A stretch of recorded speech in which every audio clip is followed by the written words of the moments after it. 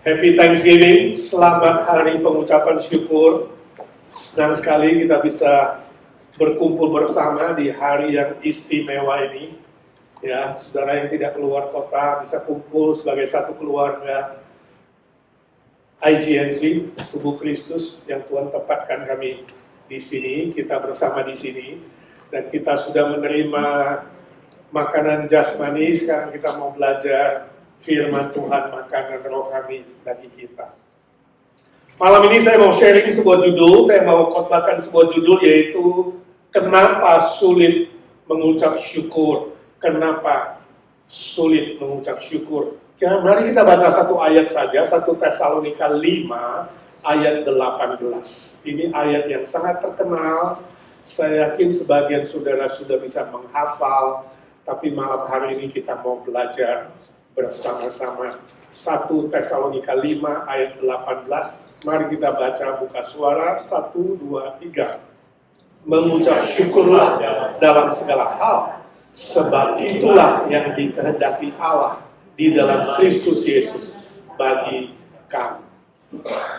Suatu kali dosen saya bercerita, dia bilang dia ketemu seseorang di airport waktu dia mau berangkat pergi berkhotbah. Orang yang dia ketemu itu di airport itu adalah anggota jemaat gerejanya yang sudah lama tidak datang. Jadi dosen saya, Pak Pendeta itu tanya dia, kawan, lama tidak lihat kamu di gereja. Kamu kenapa sudah lama tidak muncul, ada apa dengan kamu? Lalu orang itu menjawab, dia bilang, Tuhan tidak adil. Tuhan tidak adil? Ya Pak Pendeta, Tuhan lebih memberkati orang lain daripada memberkati aku. Aku sudah banyak berdoa, aku sudah persembahan, aku sudah melakukan banyak hal untuk Tuhan. Tapi Tuhan tak memberkati aku. Doaku tidak dijawab-jawab. Bahkan dia memberkati orang lain yang lebih jelek dari saya, yang lebih buruk dari saya, itu lebih dibandingkan dengan saya. Saya bingung Pak Pendeta, kenapa kok Tuhan tidak dengar doa saya? Tambahan pula, bisnis saya nggak maju. Bahkan rekan bisnis saya yang mengaku orang Kristen juga menipu saya. Jadi bagaimana Pak? Dia hutang tidak bayar. Lama-lama saya berpikir, untuk apa ke gereja? Oh, Tuhan tidak mendengar doaku dan tidak membela aku. Seolah-olah Tuhan itu tidak adil Pak. Jadi saya berhenti ke gereja, maafkan saya Pak. Lalu dosen saya bilang dia tersenyum dan melihat ke anak muda itu, dia bilang, memangnya Tuhan hutang sama kamu? Dan dia hutang dia nggak bayar. Memangnya Tuhan itu berkewajiban memenuhi segala permintaan doamu sesuai keinginanmu? Sehingga kamu bilang Tuhan itu tidak adil. Anak muda itu berpikir sebentar, kemudian dia tersenyum, tersipu malu. Dia bilang, ya enggak lah Pak, masa Tuhan hutang sama saya? Saya tidak tahu kenapa hari ini ada sebagian manusia, mungkin saudara yang duduk di sini juga, merasakan seperti itu.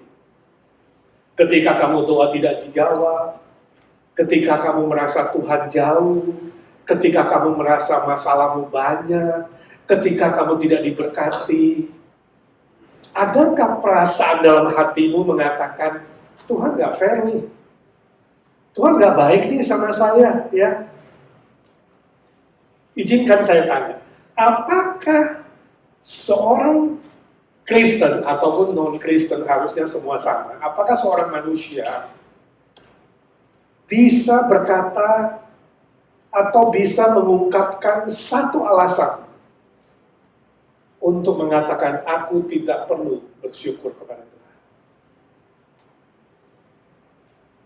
Adakah satu alasan yang bisa diterima secara logik bahwa nggak perlulah, ngapain saya bersyukur kepada Tuhan?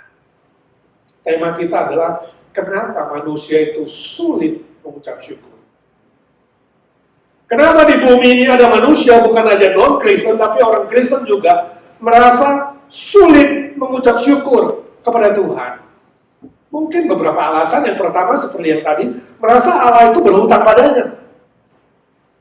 Ketika saudara merasa Tuhan yang berhutang, artinya Tuhan yang punya kewajiban untuk memberkati kamu. Tuhan punya kewajiban untuk mendengar doamu.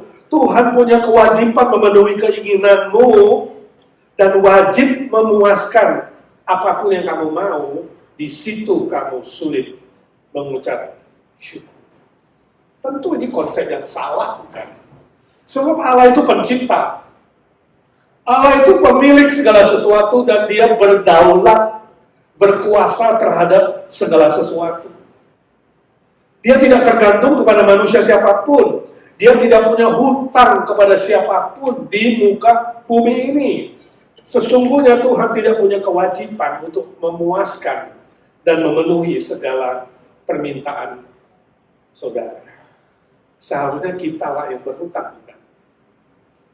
Manusia lah yang berhutang, bukan? Coba kamu bayangkan tiap pagi saja kalau kamu masih bisa bangun, itu sudah berhutang apa? Belum lagi, ya, kalau kita mau hitung satu-satu, ya, udara yang kita terima, kita nafas free, oksigen yang kita terima, air yang kita terima, ini dari alam saja.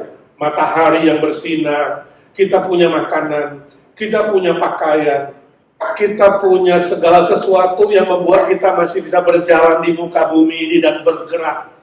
Itu sudah hutang sama Tuhan. Alasan kedua, kenapa manusia sulit bersyukur kepada Tuhan?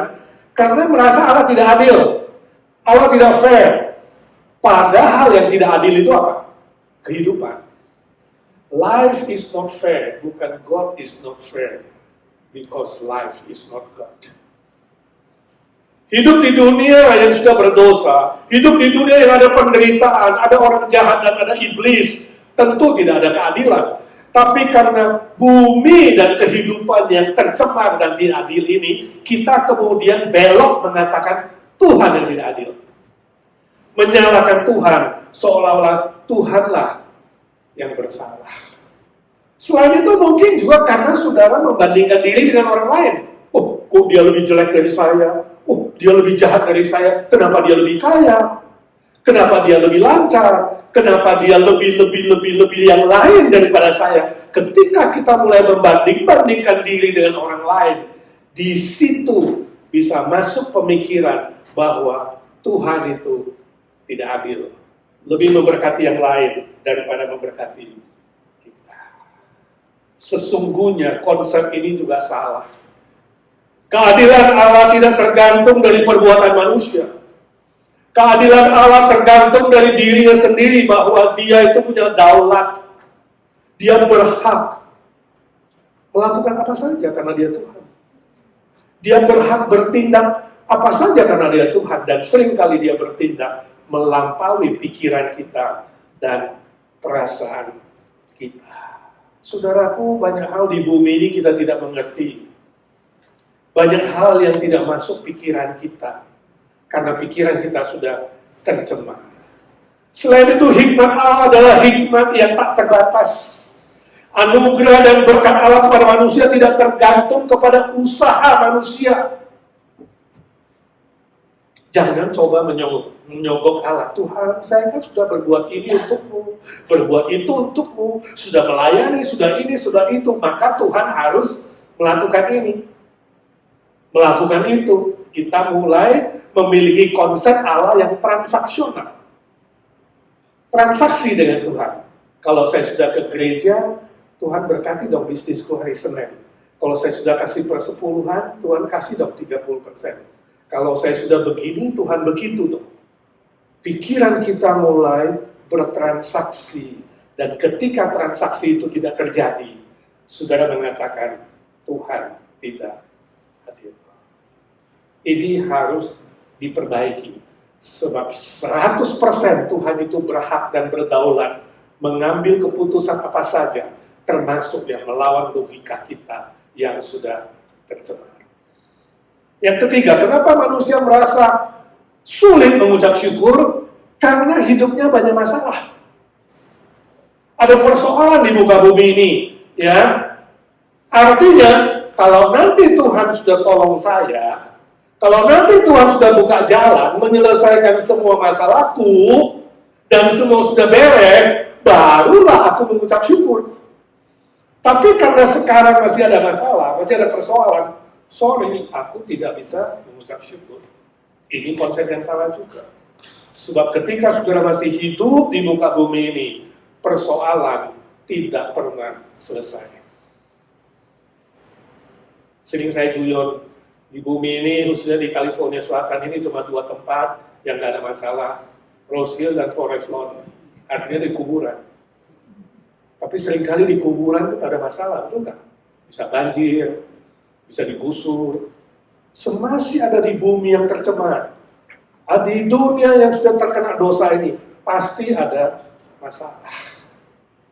Jadi hati saudara harus siap, pikiran saudara harus siap. Kalau tidak, saudara mengatakan, kenapa Tuhan tidak turun tangan ya?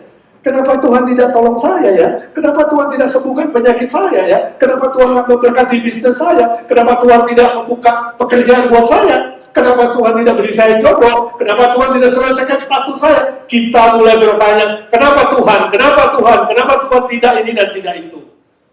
Dan ketika terlalu banyak kenapa tidak ini dan tidak itu, kenapa Tuhan tidak bereskan dan tuntaskan persoalan saya, di situ muncul iblis akan menyerang kamu mengatakan, Tuhan tidak adil. Tuhan itu tidak perlu disyukuri, bersyukur pada Tuhan sebab masalah tidak diselesaikan oleh Tuhan. Tuhan tidak berkuasa. Saudara, ini konsep yang harus diperbaiki. Jika saudara tidak perbaiki, maka saudara akan sulit sekali mengucap syukur. Padahal Allah yang sejati seharusnya lebih besar dari semua masalah. Ini konsep teologi yang betul. Allahku lebih besar dari semua masalah. Kalau hari ini ada masalah yang belum diselesaikan, bukan karena Allahku tidak bisa, tapi karena waktunya belum tiba. Kalau kita kembali kepada teks Alkitab kita hari ini, 1 Tesalonika 5 ayat 18. Firman Tuhan mengatakan, mengucap syukurlah. Lah, perhatikan itu tata bahasanya perintah. Dalam segala hal. Mengucap syukurlah. Tata bahasanya juga berarti present tense. Jadi present imperatif dalam kata bahasanya, grammarnya. Kalau present berarti terus-menerus.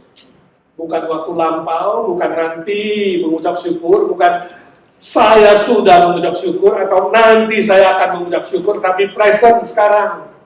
Imperatif lah, perintah. Perintah yang terus-menerus sekarang ini, every day, setiap hari, setiap waktu, setiap keadaan, setiap situasi, itu maksudnya dalam segala hal.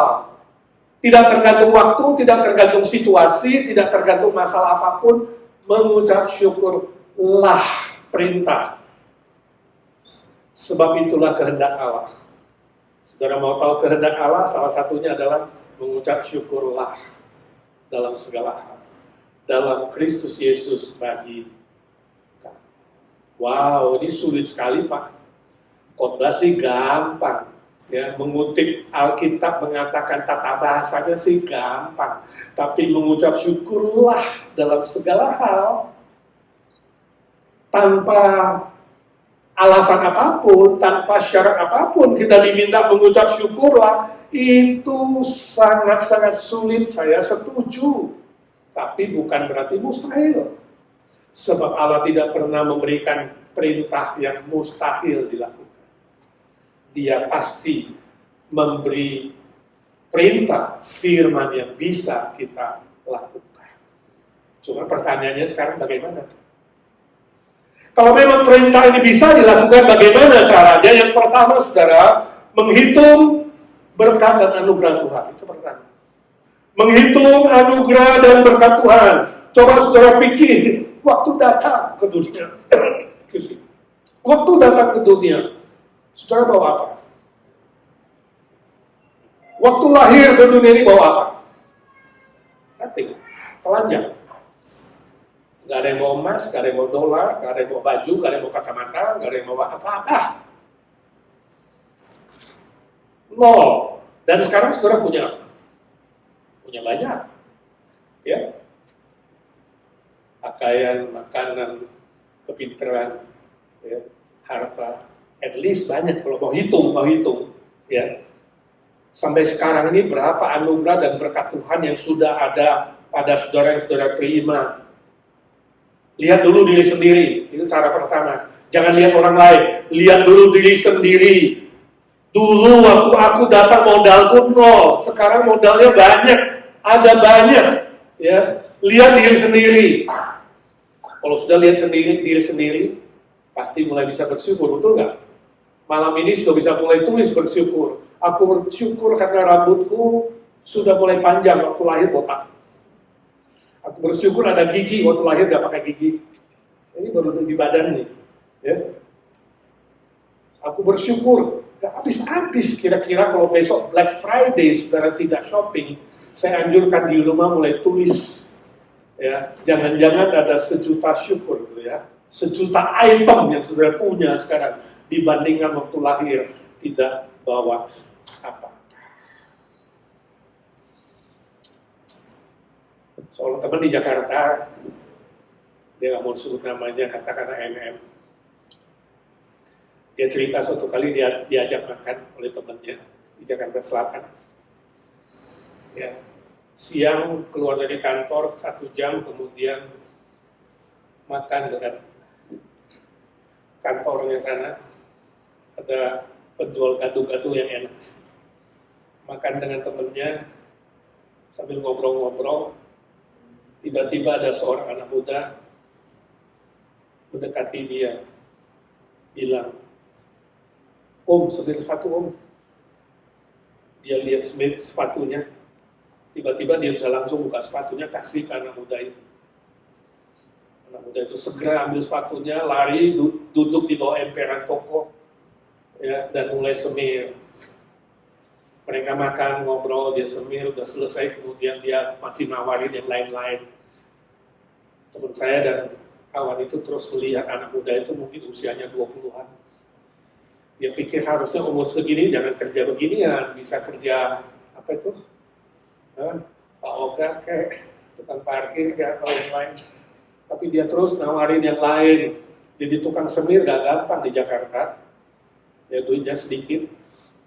Lalu belum lagi sering ditolak, dia lihat banyak yang nolak, banyak yang lihat dengan mata sebelah, curiga. Ya. Tapi kelihatan anak muda itu cukup tegar. Ditolak ya gak apa-apa, dia balik lagi ke posisinya di bawah pohon, dia duduk di bangku, di kotak semirnya, sambil menunggu lagi siapa yang bisa ditawarin. Setelah selesai ngobrol, belum bayar, kemudian kawan yang gak mau dikenal ini panggil tukang semir yang sini, dia mau bayar, sudah selesai. Dia kasih 2.000 rupiah. Karena dia pikir memang biasanya 2.000. Tapi kemudian tukang semir itu bilang, kebanyakan Om, 1.000 aja. Dia kaget. Dia bilang, gila, saat itu saya rasanya seperti mendengar suara bom di pikiranku, kayak disambar petir. Si orang kecil yang terima 2.000, dia kembalikan saya 1.000. 1.000 rupiah itu bisa apa di Jakarta? Nothing. Orang kecil mengembalikan uang yang bukan haknya, padahal dia butuh. Teman saya menulis, dia bilang, hari itu saya terbengong-bengong. Pikiran saya melayang jauh, dan saya merasa ngeri sekali. Kenapa? Kenapa hatiku menegur saya begitu dalam? Orang sekecil dia masih mau bersyukur dan merasa puas dengan 1.000. Saya gajinya puluhan juta, gak pernah bersyukur. Kenapa aku masih mengeluh? Kenapa aku masih merasa kurang? Kenapa aku masih merasa gak cukup? Kenapa aku harus masih menuntut ini dan itu? Oh Tuhan, kenapa aku lebih banyak mengeluh tanpa bersyukur? Ampuni aku Tuhan. Dia bilang hari itu aku belajar sebuah pelajaran. Bahwa puas dengan apa yang aku punya yang Tuhan berikan. Itu adalah rahasia untuk mengucap syukur setiap hari. Setiap hari. Cerita itu, kesaksian itu menggetarkan hatiku juga. Seringkali dalam hidup ini kita mulai membandingkan diri dengan orang lain. Melihat apa yang orang lain punya. Gak melihat kepada diri sendiri apa yang Tuhan titipkan dan berikan. Dan gak merasa puas dengan apa yang Tuhan kasih. Dan karena kita tidak merasa puas, kita mulai khawatir. Kita mulai menuntut, kita mulai serakah, kita mulai iri hati. Dan kita mulai mengeluh dan mengeluh dan mengeluh. Tidak tahu mengucap syukur. Jadi rahasia pertama kawanku, lihat dirimu sendiri dan katakan, Tuhan, aku bersyukur. Bersyukur untuk anugerah dan berkat yang kau berikan padaku. Dan aku mau belajar puas menikmatinya. Dan kemudian mengucap syukur di dalam segala hal. Yang kedua, fokus kepada Yesus Kristus. Setelah melihat diri sendiri dan belajar puas dan mengucap syukur, kemudian kita melihat kepada Yesus. Fokus kepada Dia.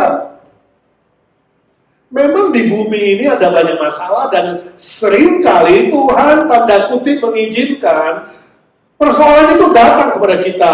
Dan kita tidak tahu kenapa. Kita tidak tahu jawabannya dan kita tidak perlu tanya kenapa.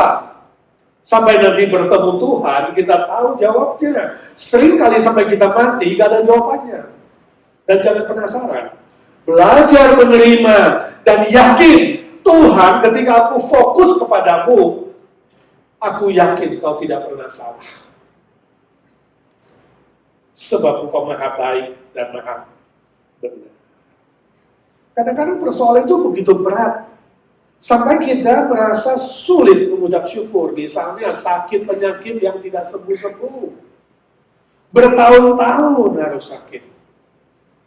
Barusan dapat kerjaan, tiba-tiba di PHK. Kita mulai bingung. Tuhan, saya sudah doa, yuk kasih kerjaan. Kenapa bulan depan harus keluar? Kita tidak mengerti. Ya. Kita bisnis, usaha, kemudian bangkrut. Jatuh miskin. Anak tidak tahu berbakti misalnya. Kekasih yang meninggal dunia. Kita tidak tahu. Suami istri yang konflik. Rumah terbakar.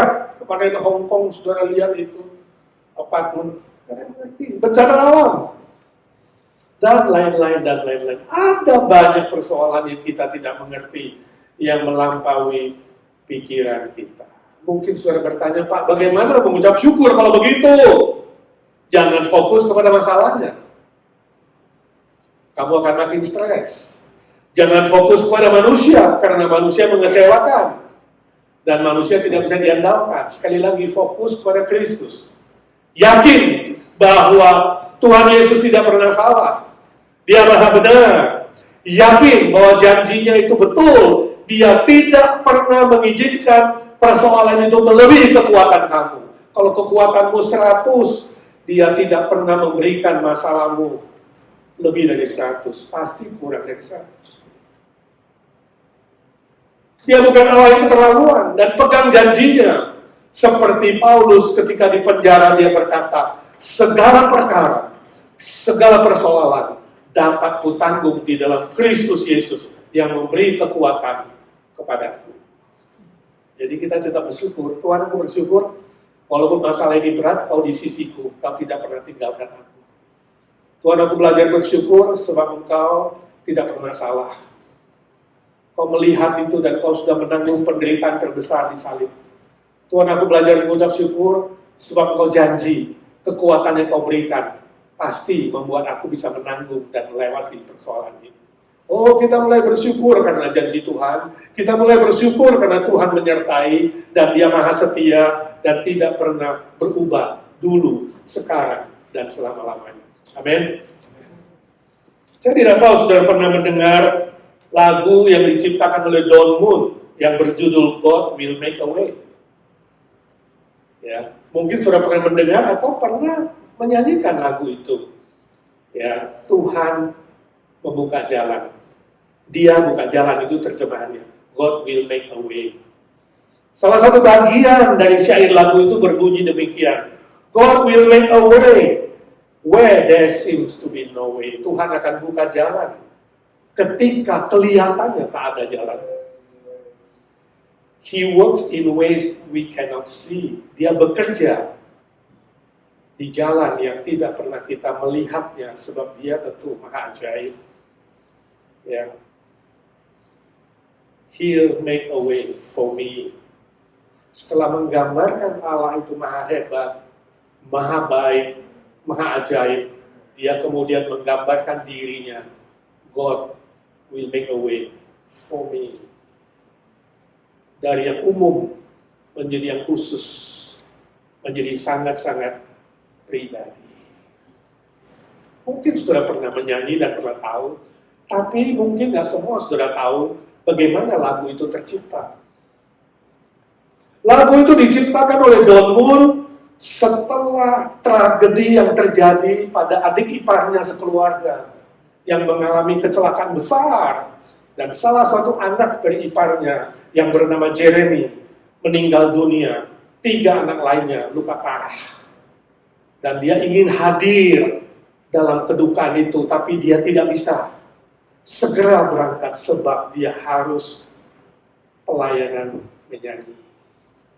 Dia nggak bisa segera berangkat. Setelah selesai pelayanan, dia kemudian terbang menuju ke tempat duka itu. Dalam perjalanan itulah Roh Tuhan memberi dia inspirasi. Muncul syair ini. God will make a way.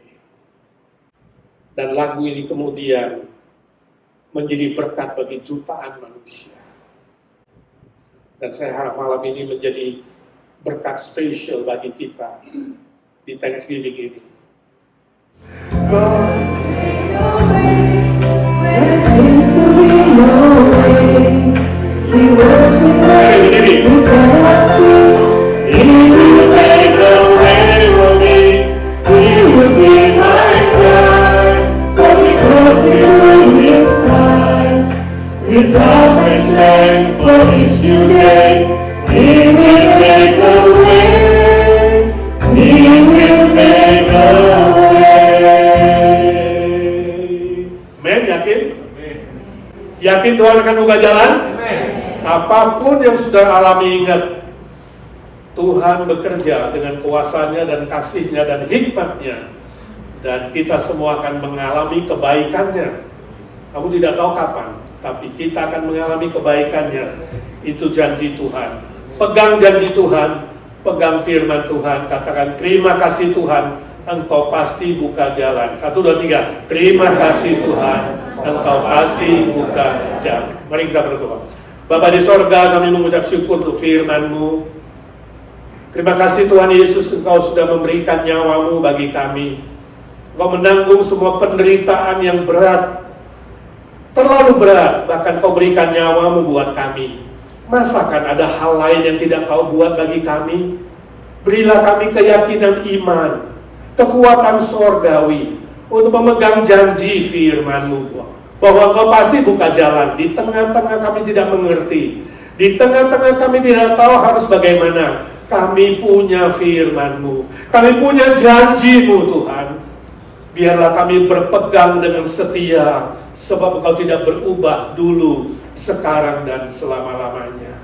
Yakinkan kami dengan pasti Tuhan, Kau buka jalan yang baru ketika kami merasa tidak ada jalan. Sama seperti Don Moon telah menjadi berkat bagi keluarga, bahkan menjadi berkat bagi banyak orang. Kami yakin Tuhan, melalui kesaksian hidup kami pun nanti boleh menjadi berkat bagi banyak orang lain. Ajar kami senantiasa mengucap syukur dalam segala hal.